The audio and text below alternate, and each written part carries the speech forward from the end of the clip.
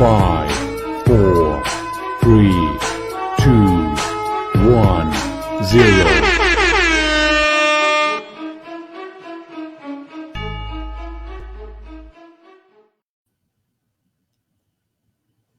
All right, we want to welcome you all to another episode of Let's Talk with Ro. Thank you guys for tuning in this evening because I know you could be anywhere. I want to thank my very special guest, Maria, for coming on tonight. You know, Maria, everybody has been inboxing me and calling me about this human trafficking show. You know, this is a really, really big deal. And you know what? It's a lot of people that do not know about human trafficking. For some reason, in the state of Maryland, it's just not talked about locally. For sure. Yeah. And with me being a salon and barbershop owner, this is one topic that I really don't hear hit the table often. You know, so I'm so glad that you decided to come on tonight and, you know, share your knowledge with us. Of course. So you guys know I don't waste any time hopping right into the first question. So, Maria, the first thing I want to know, you know, what is human trafficking? Like when you have to define that to somebody, what do you say? Okay, so human trafficking, we could refer to it as your modern day slavery. It comes in, it has 4 elements. It could be force, fraud, coercion, or have a third party, meaning someone is on the back end making a profit. We also have international and domestic human trafficking. So I want you to think of it as if you were at an airport. International is when you're taking outside flights outside of the nation, right? Then you have your domestic travel where it's inside the country. So I'm a survivor of domestic human trafficking. Oh my goodness. First of all, I'm so sorry that you had to go through that. You know, you just never know what people are going through. Right. And, you know, when you were going through that situation, right, you know, the main point of the show is for us to be able to do something. Exactly. And, you know, do you think people would have known that you were going through that when you were going through it? I think if people took the time to actually maybe or knew what to look for, they would see. I'm really good at just putting on a smiling face, but the signs were there.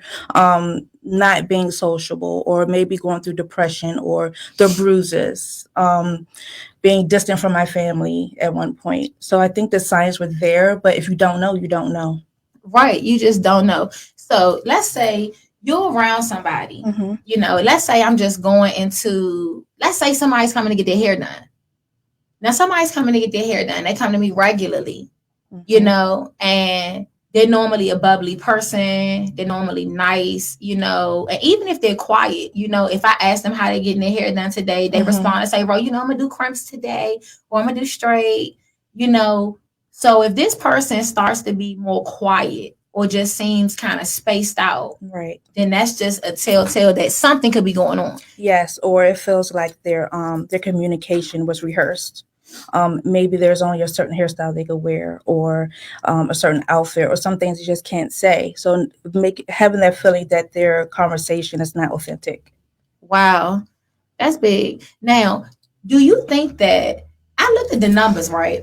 So I said, where is human trafficking happening? You know, because if we're not hearing about it, the automatic thought is that it's not going on. Do you think that's true? Because we're not hearing about it in Maryland and DC, that it's not happening here? Oh, it's happening. It's happening right here, right beside us, all around us. Oh my God. And see, that make me feel crazy. You know, I like to consider myself very, I don't want to say a pillar in the community. That's not humble. I would say that I'm a big part of my community and what's going on in my community. And for you to say that, it makes me wonder, like, how many women and girls am I talking to that are having this problem? Right. And you know what? I was looking at something on YouTube today. And if you guys looked at the social media, I posted that clip. It was a young lady on there, and she was talking about how it started with her dad. And she tried to escape her dad. And she went to live with a buddy. And look, she's saying that she was living with another teenage buddy. And the buddy came to her and said, "Do you want to go with me to meet this guy? Because we can start modeling through him." Yeah. What in the hell? Is that how it happens? It can happen multiple ways. They say, well, 83% is relational.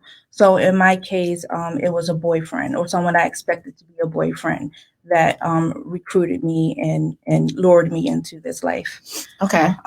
So yes, it could be their own family could do it, your boyfriend. It could be anyone in the community, your everyday people. You have no idea. People going to schools. So 50% of the victims actually go to school every day, and then they come home and they're in this life, but go right back to school like it's not happening. Where in the world is the supervision? Exactly. So, like you said, it has to be. You're right, though. There are teenagers that do not have proper supervision. Mhm. You know, when I look back, I'm like, I didn't. I was in Southeast at 14 with no supervision. Yeah. I did what I wanted to do. I stayed out all night whenever I wanted to. Yep. Oh my God. And that's the traffickers. That's how they lure you in. They find girls that may be addicted to drugs or don't have that supervision. Someone that's just out there that look like they need guidance. It's the easy target. The young lady that I was looking at on YouTube, right? She was saying that the girlfriend, they are teenagers, asked her, did she want to go to this guy's house, right? So they go to the guy's house. The young lady is thinking that she's about to get this modeling career. And she said that a lot of times they recruit younger girls because they know women our age normally wouldn't fall for that. Do you find that to be true? I find it to be true. Yes. I think the entrance is at 15. So between 15 and 17 is the age that there's mostly entrance. My journey began when I was 18. I was in school, I was working, I was living with my parents, everything was great. I met my trafficker. Me and my friends decided to go to a club. And I met him there. We danced, everything was great. No red flags. But back then I was a true believer. I don't want to date anybody I meet in the club, right? So after we left the club, I actually took the number and threw it away and left. Excuse me. And I had no reason to ever think I was going to run to this person again or call him or anything like that. The next day, I was on my way to school. I stopped at the gas station for gas, and that's where he was. So my God. I'm thinking, okay, maybe this is a sign. Maybe it's meant to be, right? Right. I would have thought that. I would have. So yeah, we exchanged numbers again at the gas station, and that was it. That was how it all started. It started off with him luring me. What I mean by luring is by him asking me questions about my childhood, my life, my dreams, my vulnerabilities, my insecurities, and then he started to groom me. By grooming, he was filling those basic needs, making me feel like he was the dream guy, like he was perfect. He could do no wrong. I remember one time we went to his friend's house and he left me there. He said, I just had to run to the car. And I said, okay. So when he left me there, his friend started to become aggressive. I was scared. I like, okay, why would he just leave me here? And why are they, doing these things? I really thought something was going to happen. They were going to rape me. And then he came back and he went off on him. He acted like he saved me. He took me to the car and he said, I'm so sorry this happened to you and everything. But me looking back on that situation today, I feel that was his grooming or that was his way of manipulating, making me feel, okay, he really loves me. He saved me. He protected me, When he left you with those guys, he knew what kind of guys they were. Yeah. I feel it was planned.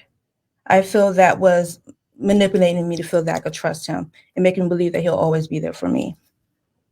And you know what? That happens with a lot of controlling men. Yep. Not just in trafficking. Like that's something that happens that women need to look out for. When you initially meet a man, you know what I mean? If this man is it's levels to this, Exactly. We are grown ass women. Now, on the first or second date, if you just head over heels in love with me, that's a flag for me. Yep, that is. You don't even know me, And I've had ladies that sit in my chair and their phone ringing off the hook. She like, girl, I met him the other day, and I'm like, he calling you like that, and you flattered? Yeah. And it's sad because we don't mean no harm, right? When you are looking for love or you just hoping for love as a woman. You just hoping that this man is who he says he is, right? Exactly. And is that how you felt? Well, Yeah, I mean, I met his family. He met my family. We were going out. We were traveling. I mean, it took some time. And then one day we were traveling, and he was really direct. And this is when the exploitation happened. He was just like, "Look, I spent the money. We're out here. We need somewhere to sleep, and we need food. So what are we going to do?" So I'm like, okay, like, are you joking? I'm not sure. Like, I didn't know if he was serious, and I'm like, no, I'm not What? doing that. And then that was the first time he hit me, and I realized that he was not joking, and that I'm out here, and what do I do now? And that's when I was like, okay, this is happening. And by the time something like that was taking place, right, you are already in love. Right. Like, how long had you guys been seeing each other At that around? point, about 3 to 4 months. And you see, you are in love Yeah. at this point. And do you think that you were the only, like, when they're doing this, do you feel like they're grooming more than one person at a time, or they focus on one, get you in the game, and then move on to somebody else? They're focused. I think because it's a process. They want you to fall in love with them. So that's not going to happen overnight. They want to feel like you are the only girl for them. I love you. I'm here for you. We're going to have a future together. We're going to have a family. And then that's not true. So by the time, they start to really, really put hands on you, or to really put force, forward, you're already in love. So they already know that the odds of you leaving is slim. The young lady that I was looking at, like I said, I'm just comparing it with that. The young ladies, plural, that I saw on YouTube, they would say that it was a dream presented. And this is so crazy. A dream is presented. And they said that it is not easy to get out. It's not. And that's the piece that I really wanted to talk to. Once you're in this situation, you've fallen in love with this person. Now this person is treating you horribly. You know what I mean? And you know that this is not right. What goes through your mind? What do I do? Okay, what happens if I do try to leave? I haven't talked. They distance you from your family, right? So it came to a point where we were on this cycle. I will go to school, and then we would go to another state. I would go to school, we'd go to another state. So sleeping was really zero for me. He'll take me to another state, and then 6, 7 o'clock in the morning, we'll come back to Maryland. I'll go to school, then we'll go back to whatever. So it was just an ongoing thing. What was the question, Ro? No, the question was. Sorry, I got deep in that. No, get deep in it. Let it take you away, honey. But the question was, how do you why does it become, so difficult to leave? Because, people are real quick looking from the outside in, at situations to say, girl, I would have left him, or you were stupid, or you shouldn't have, or this and that. Once you are in love with somebody, leaving is a different ball game. Exactly, especially when there's domestic violence involved. At that point, you don't have any more family. You're scared to go back to your family. You don't know how they're going to think of you. He's everything you have. Your food, your shelter, your everything. So I've tried leaving. I've tried a couple of times to leave. One time I picked up, I left everything. I got on an Amtrak and I went home. Now, remember, he already met my family. He knew where I live. He was right there at the doorstep. I wasn't going to push him to the point where you embarrass me or hit me or put me or my family in danger. So I just willingly left because I didn't want my family to be involved with that. So I mean, it's hard.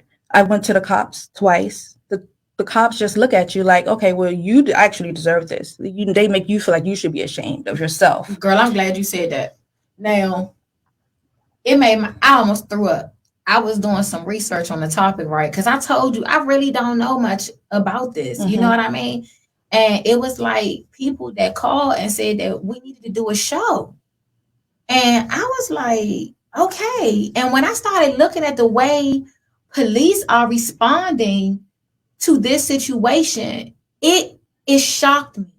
So what's happening, you guys, is, and you guys can look this up for yourselves. What's happening is when people are, how do you even say it? Being trafficked, when people are trafficked, not the person that's trafficking the woman, but the person, I mean, the woman, if she goes to the police, you guys, there are charges being brought against the young lady because the law is basically saying that you were a part of this willingly. Right.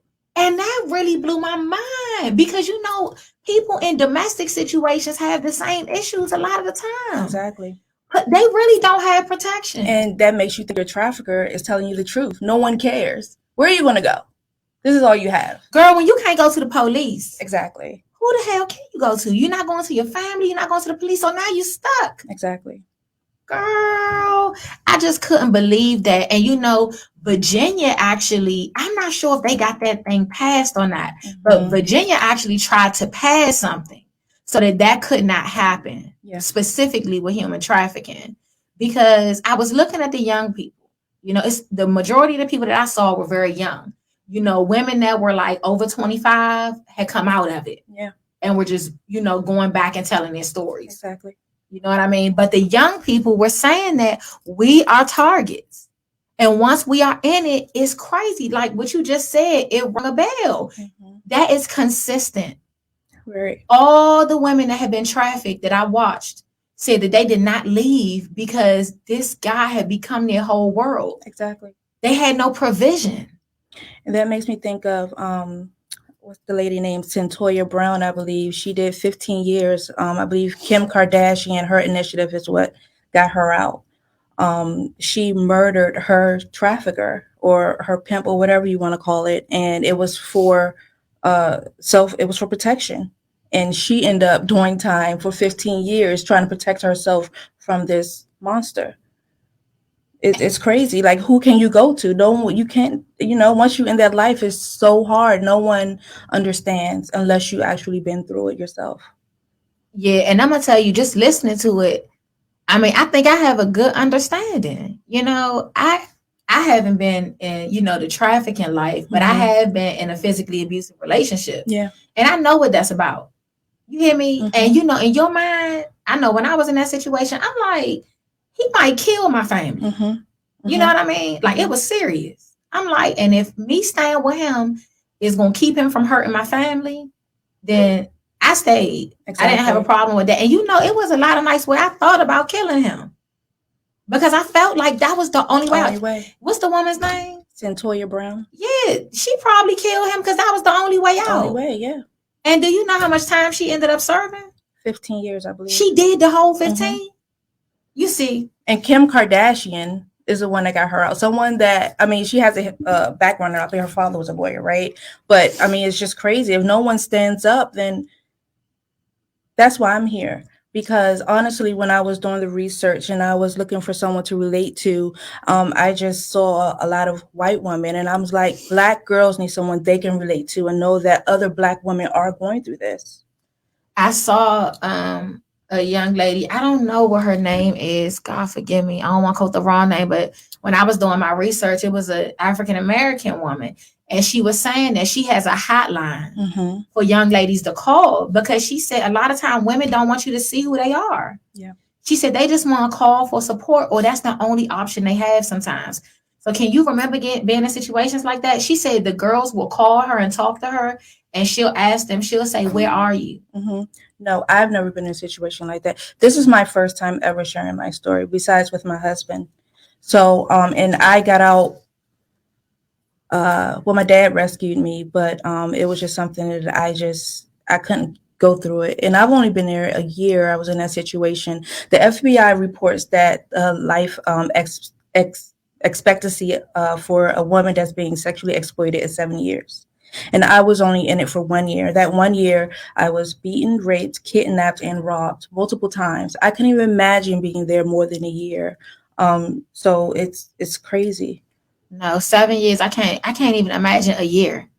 You understand? I just can't imagine. Yeah. And see, my question was, I should have been more specific. You know, were there ever times when you were, and I'm going to say in his possession, you know, when you were under, you know, in his possession and all you had access to was a phone, you know, because I'm trying to get in the mindset of what this lady was saying, the advocate. She said women sometimes are not in a position to run away, but they may have access to the cell phone. And she was just saying that that's why the hotline works for her. Were you like blocked off from phones and everything? No, I wasn't blocked off for phones. I had a phone so he can contact me, but that was about it. And you know, when you think about that though, that just lets you know how strong the mind is. Because at this point, he has locked your head up. You understand what I'm saying? Yeah. And like you said, you're not free even when you're free. When you're going to school, you like, I can't even go to the police. If I go to the police, you know, I'm really trying to paint this picture because people think that it's so easy to just run away. No, it is not. You know, you going, and I know for a fact, women go and let police know that they're being beaten. They will call them to the house, and you got boo boo the foo foo sitting right on the couch. And then police don't feel like doing no work that night or looking no further into it. Or the laws, let's say that more than the police are not willing. Let's say the laws are set up in a certain way. A lot of times it's police can't do anything. And that's why, you know, we have to be involved with what laws are being passed and get more involved. People think politics are so bad, but they run us. And here is a very good reason why we need to pay attention to what the law is and what the law is not. Exactly. You know what I mean? Now, you know, you and I were talking about what human trafficking is. Now, when you're around, because I'm sure this is not something that you talk to people about. You know what I mean? I don't even have to ask that. Right. So when you are in a place and, you know, topics like this come up, people don't have any idea what you've been through. You know, do you ever hear people sitting among you, or have you ever, even once, and they're talking about human trafficking in a completely wrong way? No, I don't really hear that topic brought up at all. I didn't even know I was being human trafficked until a few years ago when it started to come into light and there was more awareness about it. And I'm like, okay, so there is a word that I have been through something. It is called something. But no, I really don't hear much talk about it. Right. And you know, in your mind, you know, you ever see people come out on shows years later and say, I realized I was being. You really don't realize that until you are in that seat. Exactly. You really don't. You know, it's such a damn hell wave while you're in it. And I think the piece that you know, you really focused on about them making you fall in love, I think that's just what controlling men do anyway. They come along, they do these things to try to make you fall in love. And if you are gullible or naive, in your mind, you really think. But then I say this, T, I don't think I ever been gullible or naive, and I don't think you have it. But sometimes it's believable. You know, you really think that this person loves you. And it's sad because how do we get around that? How do we raise daughters? How do we raise the young women? What do we say when they come around and they say, I'm so in love with him? And we see signs that may be resulting from the trauma or our past. You know what I mean? It's like, how do you trust? That is hard because everyone's background, their upbringing is different. So there's something that's lacking there that when somebody else comes along is considered an easy target. That's your vulnerability. Something that you're missing out of your childhood, just out of life, period. It don't have to be your childhood. Just maybe you've always had men just do you wrong, and then you finally have someone that comes. I mean, and traffickers are smart. I mean, they do their research. They ask you questions so that when it comes to that point where they're ready to exploit you, they take you back to that. You remember when you said you want to take over the world? We could do that together. Or you remember you said you don't have money for your children, you need Pampers? This is where it's at. Traffickers could make 150 to 200,000 per girl per year. Oh my God. Besides drugs, human trafficking is the next top revenue source out here. It's trafficking. So look, when I hear about in the last 3 years, I have never heard of women being physically taken the way I have. I mean, it's to the point where my brother lives out of state and he calls me and he's like, who is going with you to that car? and you need to be strapped. Exactly. He said, have that gun on you. And he said, when you walk out, have it out. It's not a game. Men are actually grabbing. I've seen some videos. Men are actually running to women, picking them up physically and sticking them in vans. Yep. And I'm like, what the hell? So with that kind of situation, that would be a little bit different. I don't know what form of trafficking that would be called, but you're not making this woman fall in love with you if you done picked her up and stuck her ass in a van. Right. You know what I mean? And you know, a lot of this is about to get real explicit, you all. So if you guys don't want to hear anything real explicit, then hop off. But I know that sometimes with some of the people that I counsel, I like to be able to relate and get inside information. So I might see things I like porn and things like that in some of my sessions so that I can get an understanding of what guys are looking at, right? And why they're addicted to it. Or long story short, do you know that I have been noticing that there are a lot of young girls on porn tapes? And those young girls are drugged up. Yes. And you know that didn't sit well with me. Tiara, that didn't sit well. I'm so Maria, that didn't sit well with me. Do you understand? Yeah. I almost lost it. Do you understand? And when you're looking at this, I'm in my head like, how many men? It's a lot of men that watch porn. You know, so in a session of mine, I was kind of talking to a young man, and I said, "What do you think about that? What does that look like?" And you know, he just went on and on about how he couldn't help himself because that's what he was attracted to, young ladies. Okay. When you say young ladies, are you talking about minors? Yes. Yeah. Thank you. Minors. And I'm talking about maybe 12 or 13 years old. And these little girls are clearly drugged up. Yep. And it just made me think about It's this. terrible. You know, now it's kind of just unraveling in my head, like this trafficking piece. I'm like, are they taking these little girls and doing things like that? Yeah, it's sad. And you know what's crazy when I was doing my research? So Maryland being one of the highest rates for sex trafficking, for child sex trafficking, the top two in the nation is Baltimore City and Prince George's County. And I pulled that from the University of Maryland. So it's sad. 200,000 children are sex trafficked in the United States of America a year. And it's not even talked about. It's not even talked about.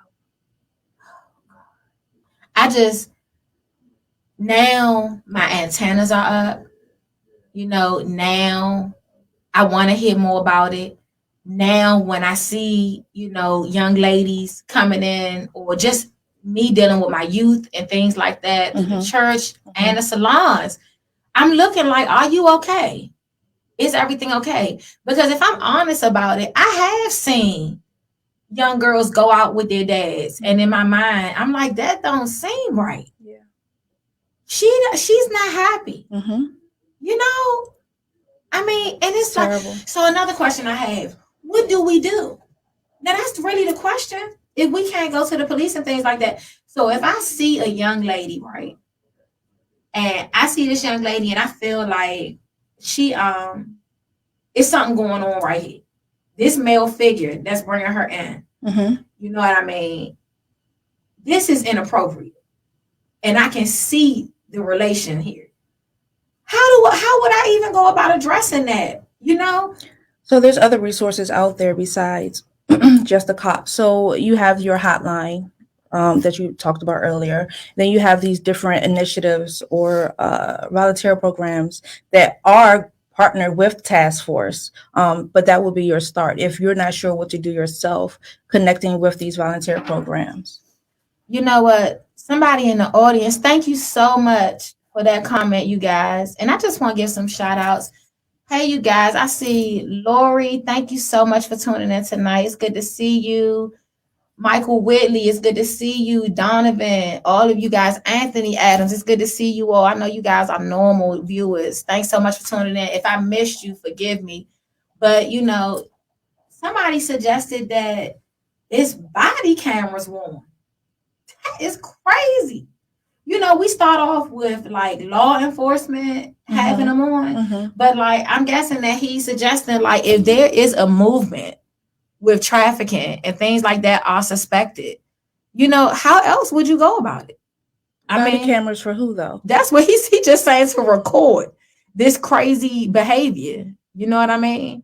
Because what else would we do? How would we stop this? Now that you sit here and you say you identify the issue, and the next thing is how do you solve it? Right. What can we do? And right now, the answer sounds like nothing. It's going to be a movement. You can't do it by yourself, right? So I mean, there are resources out here where they give shelter or they give whatever that person may need to help them get them out of that lifestyle. There are resources out there, whether it's shelter, food, getting a job, clothes. I got you. And they also saying things like educating our youth about it prior to. Yes. Like just like they had the drug programs and the prevention of alcohol and drugs. That was a big deal. I forget what it was called. It was a specific program when they put that in the schools. Oh, I can't think of it. Maria, what was it? Not DARE, is it? It might have been DARE right around that time. So if you guys remember DARE. But no, DARE would have the police come in and things like that, and they would talk to us, and it did help. But it was wild because I recall DARE coming in and the police officers talking to us about not ever drinking alcohol and smoking weed, but my family was giving it to me. Yeah, there you go. You see what I'm saying? Yep. So they were saying one thing, my mother was on crack, flat out. So we was the hangout. They was cooking crack. She was doing whatever to get it. You see what I mean? So I was in the crack house and we was smoking weed, cigarettes, alcohol. When I went home, it wasn't no holding back. So when the police came to my classroom, it wasn't really no help for me. Right. We was already in it. And you think about this sexual piece. Man, I remember my family it was a lot of exposure in Southeast. It wasn't uncommon to see people sleeping with people. You know what I mean? And you 2 steps away from that. Right. When you walking through the Southeast streets, them men didn't care how old you were.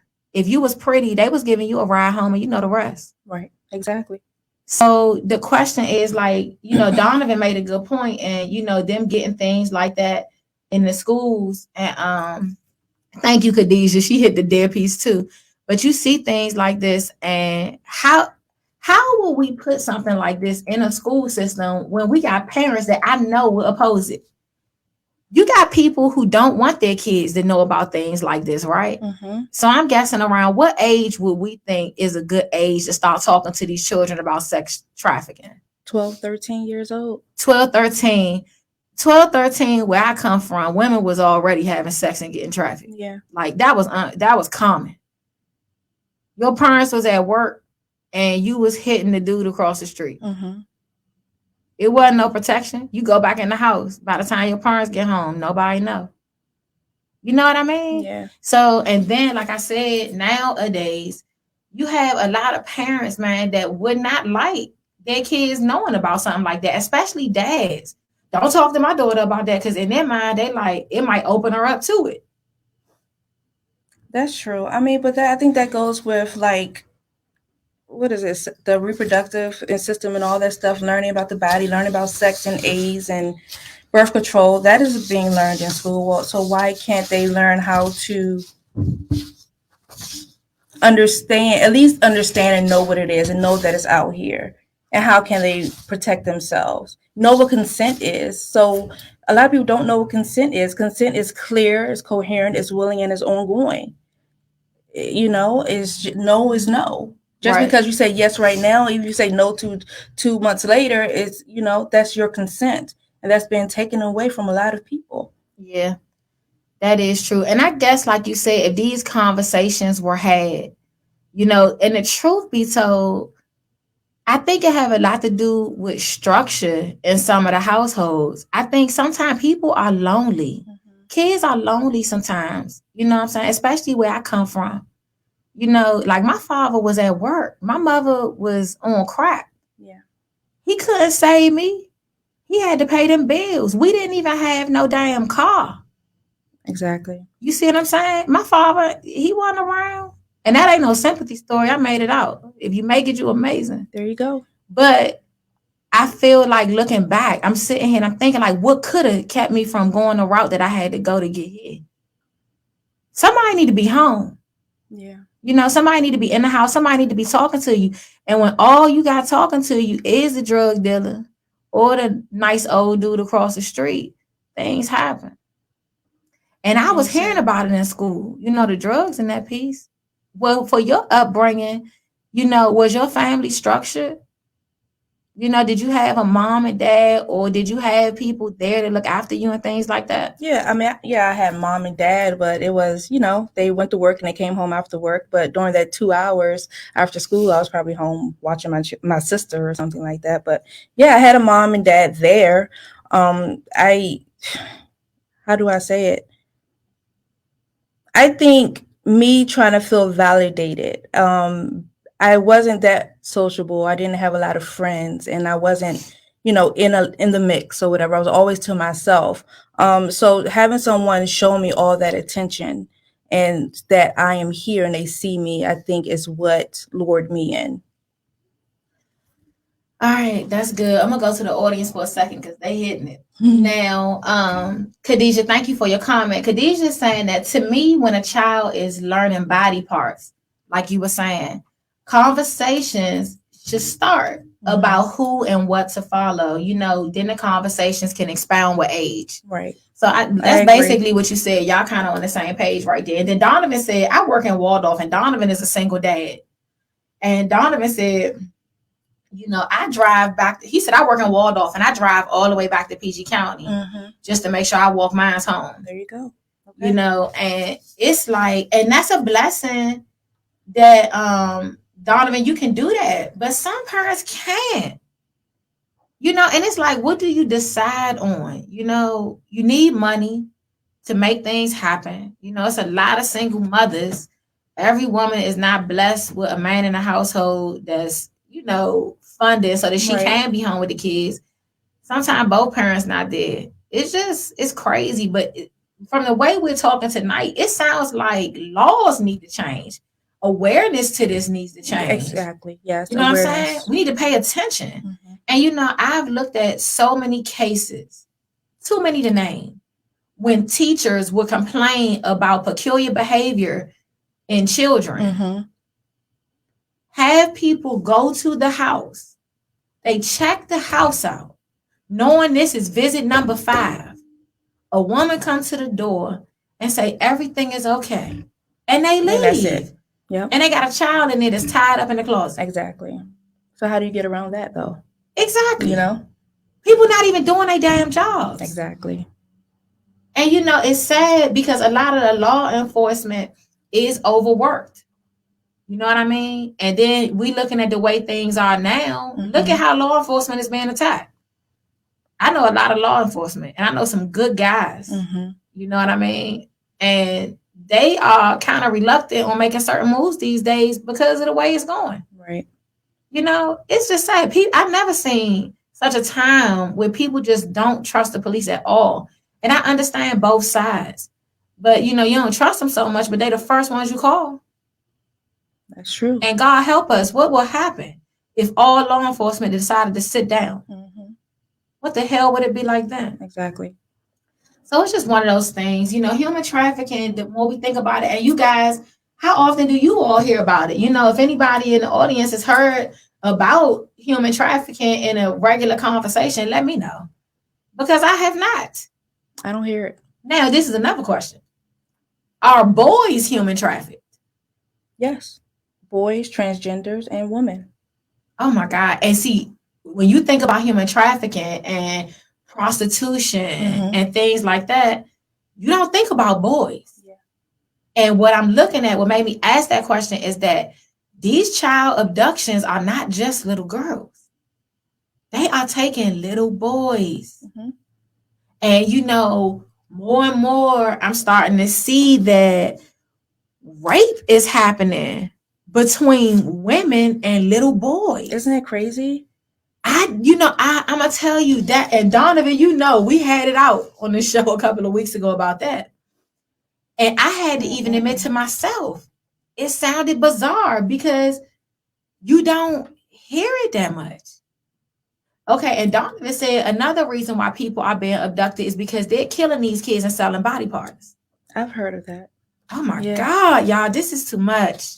Yeah, 2017, Harvey from TMZ, he did a piece for Washington, D.C. of all these Black girls going missing, and if something needed to be done about it. Like, no one took action. What happened to all these Black girls that are missing? I think it was 12 or 13, just were all gone.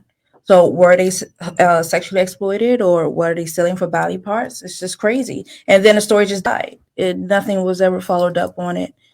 Media is something else.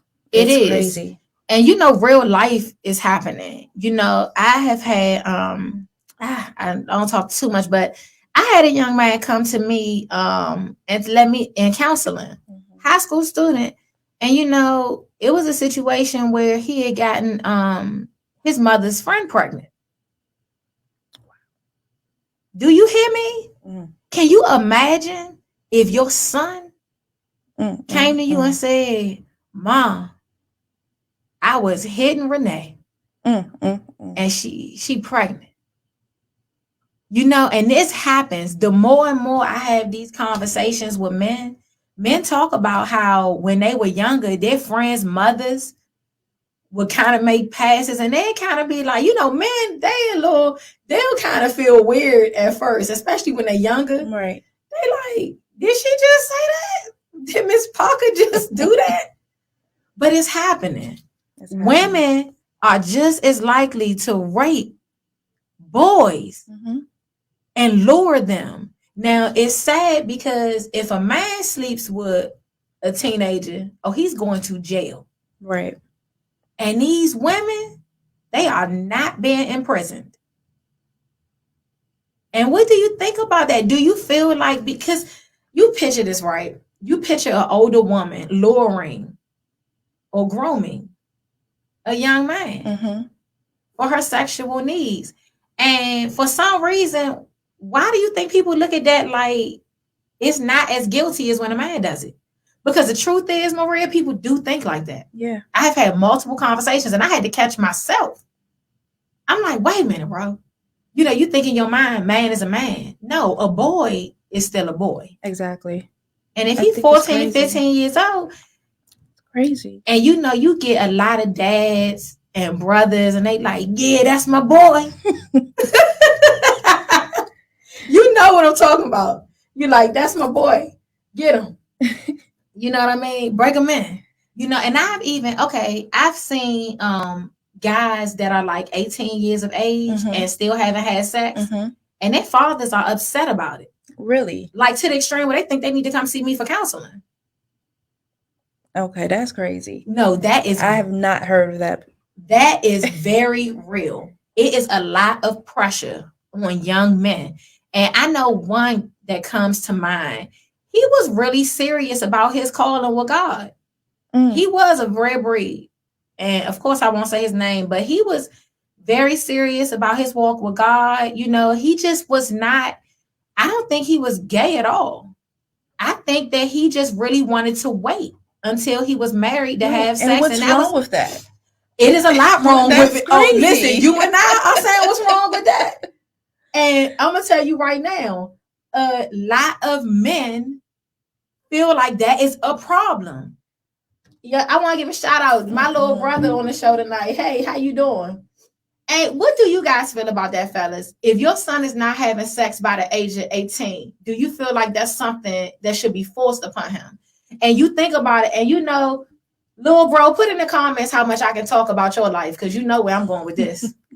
Because he came from the hood to hood. And if he give me the green light, I'm about to really open this table up. But I would say, and Donovan said, I don't mind my son being a virgin until he's married, and they really on this, they really wrapped up into the church. They really committed to God, and that's a great thing. Right. But is it? Because I'm telling you, T, my uncles and them used to be like, what's wrong with you, boy? And I mean, they would bring women around. I know family members that brought women and threw male family members into a room with a woman. That is crazy. No, it is serious. And I used to be the one picking up the money at the parties where they would have the strippers, because my house was like the party house. We would have strippers, we would have cards, dice, you know, things like that. And a lot of times I would be the one picking up money off the ground for the strippers. And I would see what would happen. And I would see the looks on some of my cousins' faces. They wasn't trying to go. They wasn't trying to do that.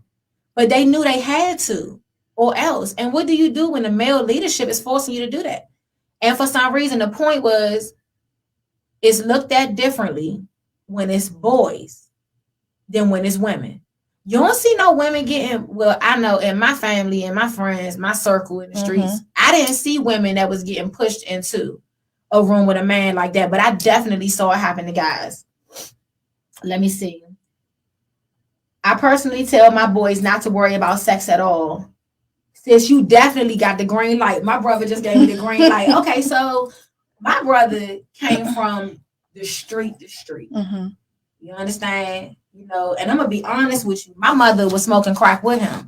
So when he came out, he was a crack baby. Okay. He is some of the people. He's one of the special ones that made it. But I will say, you know, that was forced on him. He was very young. You know, so I mean, that's very close to home what I'm talking about. He was forced. And I wonder, does that have an effect on who he is today? Of course. You understand? Yeah. You are groomed to sleep with these women. You seeing prostitutes in and out the house. What is that going to look like with your wife? How do you unlearn that? Because you notice in life, a lot of times people's initial interaction with sex is a lasting one. You know, like I noticed that a lot of guys that I counsel that are, you know, gay or, you know, that sleep with men say that was their initial experience. Yes. You know what I'm saying? And that was a battle. What was that guy's name on The Wire? What was my man's name? Omar. Yep, he died not too long ago. Okay, yeah, I know who you're talking about. Yeah, did you know that he was openly gay? Not until I read the article after he passed away. I started noticing roles that he was playing, right? And he had a real struggle with that. And as a matter of fact, when he died, he was actually dating a woman. You know, I think he was trying to, you know, come away from that. But it was a struggle for him because that was his initial situation. Right. Girl, it gets deep right there. I'm just saying. And the point, we're going back to the trafficking piece. You know, when we say human trafficking, it's sad that when I started doing my research, I didn't even consider men. Yep. When I hear rape, I automatically think a woman being raped. I automatically think a woman being abducted. A woman. Why is that? Why? And I think it's society. It's a natural thing. And I had to ask myself that because, you know, I can only be who I am. Right. But I think that that's a norm for a lot of people. I don't think it's just me. I think when rape comes up, I'm going to take a survey. I'm going to start hitting it in the salon. Yeah. And I'm going to ask people, when we talk about trafficking, I'm going to see what their expressions are when we ask about men. Yeah. You don't think about that. You know, I cannot believe it, but, you know, we are coming to the end of the show already. Wow. We only got about 10 minutes left. And, you know, it has really been enlightening. Yeah. You know, like this show changed me. I look at men different now. I look at men with a different compassion now. I look at men like, men don't get saving a lot of the time. You know what I mean? Right. Men don't get saved. Now, sometimes, you know, men got a lot of excuses. Yeah. But sometimes they have gone through some things that go untalked about. And for real, the questions are never asked and it probably wouldn't even be believed. Like, what would it be like for me to date somebody and they come to me and say I was human trafficked? Right. Because it's happening. It is happening. Yeah. And, you know, I think women got to be open to that now. That's the kind of world we live in now. When men come to you, they got just as many emotional issues as we do. Exactly. The things that they going through is just as heavy as the stuff we go through. It's something. We living in a different kind of world. But I don't know if any of you guys ever watched Channel 9, but, you know, Bruce Johnson passed away yesterday. And, you know, I loved him. I recall when we were having the furlough. I think that was about 3 or 4 years ago now. And do you remember that? The government shutdown, Yes, the I most do. recent one. And girl, it was crazy. It was heavy because I had people coming into the salon, that had been coming to me for years. And I'm talking about clients that were very well off. I mean, they would tip me $30 and $40. And they were coming to me saying, Ro, I don't have it, but I still need my hair done. You know what I mean? And I found myself, the business was already slowing down because people didn't have the money. Right. And the shutdown went on far longer than I expected. I just didn't think it was going to last that long. We thought it was a joke. It initially started off as everybody thinking they was going to get a free vacation. Yeah. They was like, yes. The government workers was like, woo, we need a break. Yeah. But that's not the way it turned out. And it really started hitting home. And, businesses were actually shutting down. Yep. Yeah, and mine took a hit. I wasn't, at that point, I'm not going to lie, it came at a time where I kind of had spent what I had, on getting the business together and things like that. And that was unexpected. So I was really kind of going from paycheck to paycheck right then. It was all, that wasn't long ago. And when people would come in, I just remember not having the heart to tell my customers. I had men coming in there. And, man don't really want, the men that I was servicing, that was coming to me, I knew they weren't trying to get over. I knew that they were actually embarrassed to say something. And I couldn't turn them away. So anyway, I ended up going to a town hall meeting, right, at the church. Girl, Maria, I was so tired. Let me tell you something. I would be so tired. I would have to sleep at the salon some nights on my couch. Because that's how much I was grinding, trying to keep my doors open. You know what I'm saying? And I had been servicing the same amount of people just about, because I refused to have my clients walking around looking crazy, and they had been paying me faithfully, and this wasn't their fault. Right. So I remember one of the ministers at my church called me. I had just laid down in the bed. And when I say laid down, it was that kind of laid down where I knew I was going to sleep for 2 days. And she called me, man, and she said, man, we having a town hall meeting tonight. And she said, bro, I need you down there because we need to talk about the furlough. I said, man, y'all got people down there. She said, we need somebody that's a business owner. She said, I need you down there in 2 hours. Write a speech. Wow. I said, Lord. So I ran down there, long story short. And I remember I waited, and I was the very last person to speak. And I thought they was going to forget about me. And girl, I wasn't mad at that. And she stopped it. And she said, no, she did not speak yet. And I got up and I spoke, and I didn't know the newspapers were in the audience. And they grabbed me after it was all over. And long story short, that spiraled into me, ended up with Bruce Johnson. I was in the papers, I was in the news, whatever. Yeah, I saw. Yep, and that's how it works. And we want to honor Bruce tonight on the show because he was such a kind man to me. I remember that night, I was asking him questions about the cameras and stuff, not knowing I was going to be starting the show myself. But he just really took the time. And I didn't even know at that time that he was suffering from cancer. Wow. He was really having a time himself. And, he served. But if we can't, I know we had a clip tonight from that segment. And I wanted to run that segment back. If we have it. Business people, the restaurant owners, the food truck operators, the people that run hair salons, barber shops, you name it, that depend on this being the nation's capital and having these scores of federal employees. Are some businesses going to go under, not survive this? This definitely has the potential to put people completely out of business. Some people were already in financial binds before this crisis. So you can only imagine what this kind of financial crisis does.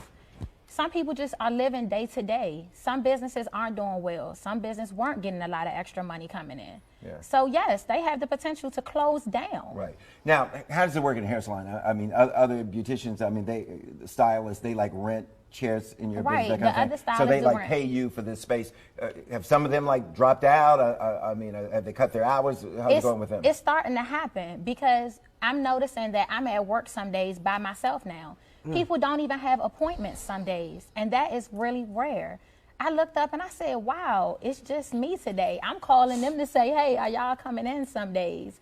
It's just crazy. I mean, the effects of the furlough is really starting to show. It's like a ghost town sometimes. Yeah, they say to even start the government back up, it costs billions of dollars. Okay, and the federal workers, as bad as it is, they're going to get retroactive pay. The president, you know, has approved that. There's no retroactive pay for you, right? No. Not for us either. Not We for us either. contractors. For contracts, no retroactive pay. You know, so you are where you are. Yeah. We are where we You are. are where you are. Right. Are some of the contractors letting people go? Oh, I haven't heard anything about that haven't yet. heard You've got no place to report to, right? So are you going to work? No. Yep. Thank you all for that. But you know, Bruce, he was really nice. You know what I mean? And I recall being there that night, and I did not know. You would have never known that he was suffering the way he was Right. when I was right in his presence. He worked like, I mean, he was running around that studio and he was full of energy and life. And I just didn't have any idea that he was suffering from cancer. I learned that later. You know what I'm saying? So we just want to say thank you, you know, for his contribution, you know, and his life altogether. But I do want to say thank you, you know, for bringing awareness to this topic because it's much needed, you know, and I'm sure my viewers, you put something on people's mind tonight. And I think that I know that it's not going to be as easy for us to look away from a little girl that walks away with her head down. Right. Or walks away with low self-esteem, you know, or we see this older man with this little girl snatching her through the grocery store. Exactly. You understand? It's going to be a different level of awareness after tonight. And I'm going to continue to do research on this topic. And just lastly, you know, for a takeaway, if there are people watching that are in these situations, you know, whether it's domestic or it's trafficking or they think that they're about to be brought into it, you know, are there any resources that you would recommend, you know, if they feel like they're trapped? Sure. So the National Human Trafficking Hotline is a great source, as well as Araminta Freedom Initiative. They're there to provide you with your needs. Whatever you think that you're stuck in the situation for, there are other sources out here for you to get out. There's people out here like me that would like to help you. All you have to do is reach out. You're worth it, you're valuable, and your life means something. And don't let no one take that away from you. Wow, that was good right there. Thank you so much. And, you know, I'm just looking at these comments, you know, just a few to close us out. But, you know, somebody said that R. Kelly voiced that he was raped by a woman. And I never knew that. You know that? And I know that's a very reliable resource that said that. That's my best friend. And that's big. That's huge. I'm not saying he's a saint or anything like that, but everyone has a story. Everybody has a root of the issue. And what is that issue? What's causing this person to act out this way? And maybe that's it. Yeah, because that's the first I ever heard that. And you see, nobody cared about what a root was for him. Exactly. When people heard about him raping all these girls and dealing with all these young ladies, nobody said what's the root or what's his story. Right. And you, out of all the things that they shared about him, I ain't heard them say nothing like that. Exactly. And you know, that would have caused things to be a little different for him, I'm sure. Yeah, but we are wrapping down this evening. Let me see. Yep. Wow. Yep. I want to thank you all once again for tuning in this evening. And, you know, the takeaway tonight is also, you know, I'm glad that Maria gave us some resources, but we definitely want to do our part. You know, just like when we brought awareness for terrorism, you know, drug dealers, human trafficking is serious. And I think that this has been going on for longer than we think it has. Much longer. And, you know, when things start coming to the surface like this and people start talking about things out loud, we start to lose power over us. And it could happen to any of our kids. So, you know, feeling like it's not our responsibility is not the approach. It is all of our responsibilities. And like I said, you guys, it's not just women. No, it's not just young women. It's young men as well. Yep. And that's going to be a wrap for us this evening. I want to thank you guys for joining me to another episode of Let's Talk the Road. And I want you guys to join me next Monday right here at 7 p.m. Our show is going to be about the hidden things that happen in prison. We're going to have a young man on here that was in prison, and he's going to talk about some of his experiences and why it's so difficult for people to carry on with normal life when they've been released from jail sometimes. Yep, and that's a wrap for us. I have a good night. Thank you so much for having me, bro.